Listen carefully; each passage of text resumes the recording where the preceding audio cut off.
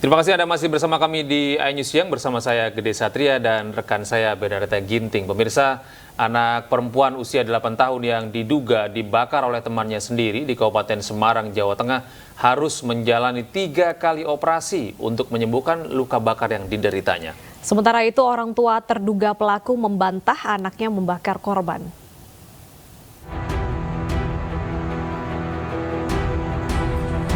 SP, bocah berusia 8 tahun harus dirawat intensif di RSUD Ambarawa, Kabupaten Semarang, Jawa Tengah. Dirinya menderita luka bakar di tubuh bagian belakang usai diduga dibakar oleh temannya sendiri. Menurut kuasa hukum korban, hingga saat ini korban sudah menjalani 3 kali operasi untuk menyembuhkan luka bakar yang ia derita. Pihak keluarga juga sudah melaporkan peristiwa itu ke pihak kepolisian. Kini, kuasa hukum korban akan terus mengawal perkembangan proses hukum di Polres Semarang.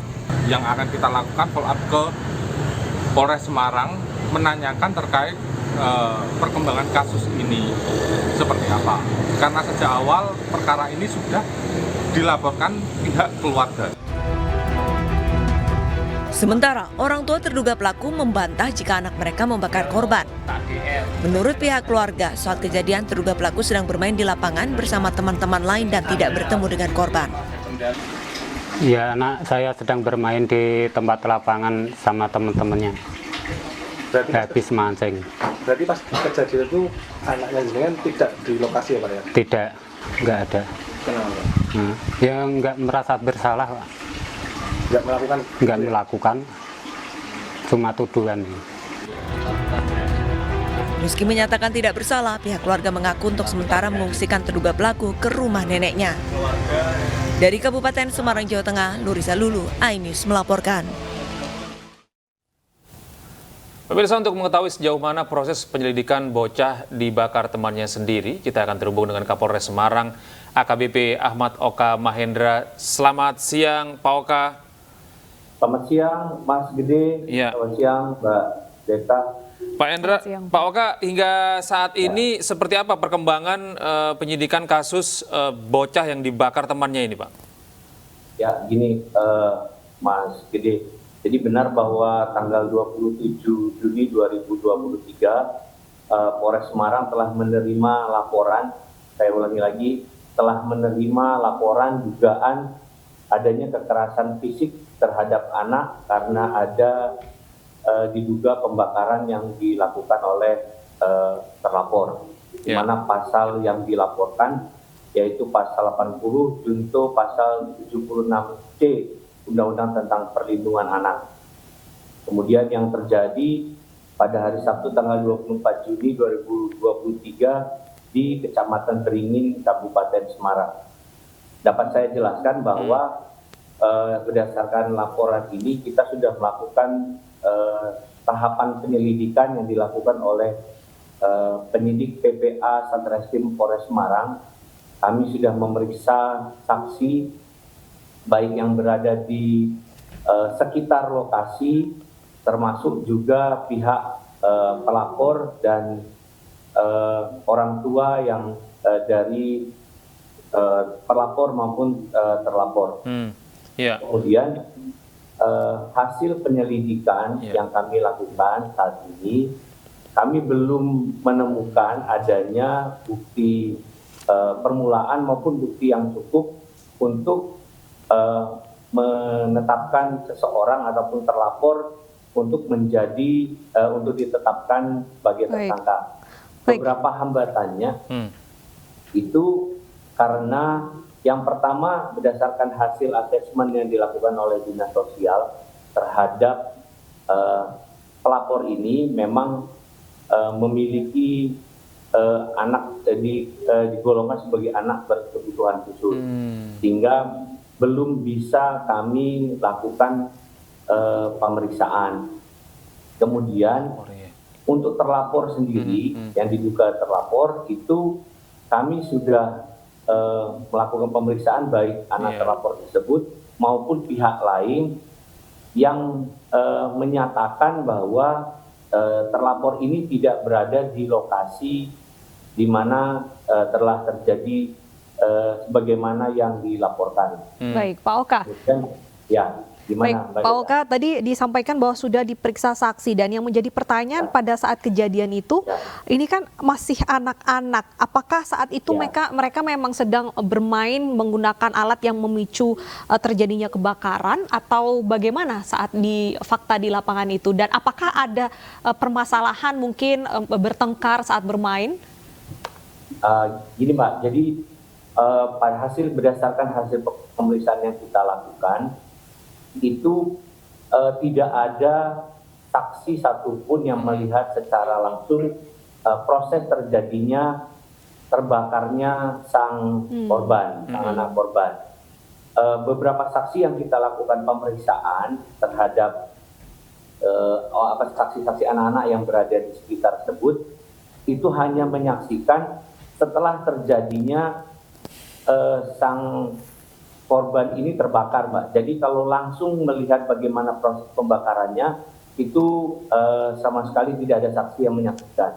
Iya, Pak Oka, kalau kita melihat luka dari korban ini, apakah kuat indikasi bahwa korban dibakar?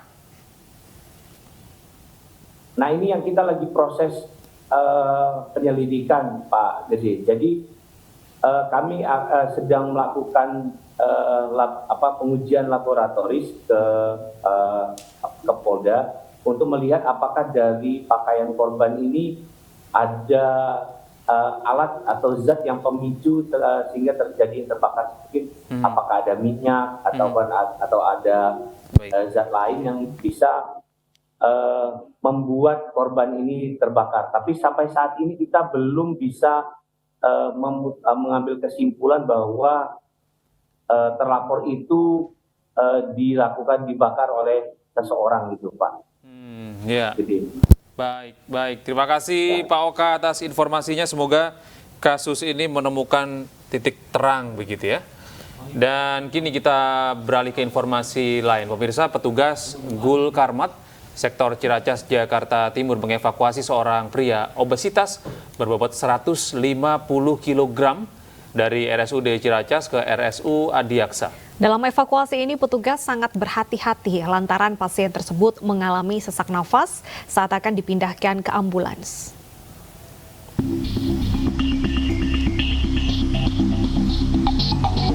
Petugas mengevakuasi Arif Gunawan Cas, pria 42 tahun, warga Kafling DPRD DKI Kecamatan Ciracas, Jakarta Timur, ke RSU Adiaksa. Evakuasi melibatkan 4 personil dan 1 unit light rescue. Petugas mengaku harus berhati-hati saat memindahkan pasien karena Arif mengalami sesak nafas saat pengangkatan. Tidak ada kendala atau kesulitan sama sekali karena kita hanya melakukan evakuasi atau pemindahan dari pasien tersebut dari Rumah Sakit RSUD Cibubur ke Adiaksa. Dan ketika sudah sampai di Adiaksa, sudah mendapatkan penanganan, tugas kita sudah selesai dan evakuasi berlangsung dengan lancar dan Sebelumnya, Arif yang berbobot 150 kg ini sempat dirawat di RSUD Ciracas dan membutuhkan perawatan high care unit atau HCU. Namun karena alat yang kurang memadai, Arif dirujuk ke RSUD Adiaksa. Dari Jakarta, Rizky Paluvi, iNews melaporkan.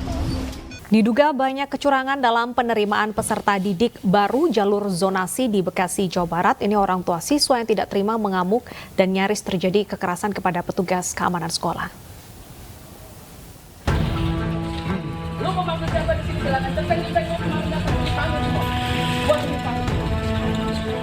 Salah satu orang tua siswa mengamuk dan tidak diterima dalam penerimaan peserta didik baru atau PPDB online di SMA Negeri 2 Kota Bekasi, Jawa Barat.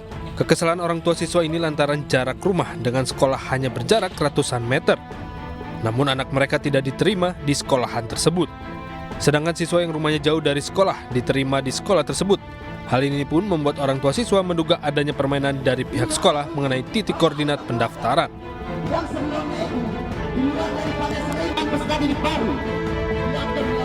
Sementara itu, belasan massa yang tergabung dalam Aliansi Rakyat untuk Pendidikan melakukan aksi demo di depan gerbang SMA Negeri 2 Kota Bekasi. Dia bisa mengatur titik koordinat itu. Caranya bagaimana? Itu kita tidak tahu karena dia berstatement langsung, dia bisa mengatur titik koordinat itu. Dan calon peserta didik itu dianggap lolos? Iya. Hari ini udah lolos namanya? Sudah, dia langsung bisa daftar ulang. Guna mengantisipasi hal-hal yang tidak diinginkan, puluhan personil kepolisian dan Polsek Bekasi Selatan dan Polres Metro Bekasi Kota dikerahkan untuk berjaga di lokasi aksi. Sementara itu, pihak sekolah SMA Negeri 2 Kota Bekasi tidak bersedia memberikan keterangan terkait dugaan tindak pidana jual beli bangku sekolah dan perubahan titik koordinat rumah siswa yang ditudingkan massa kepada pihak sekolah. Dari Bekasi, Jawa Barat, Rahmat Hidayat, iNews melaporkan.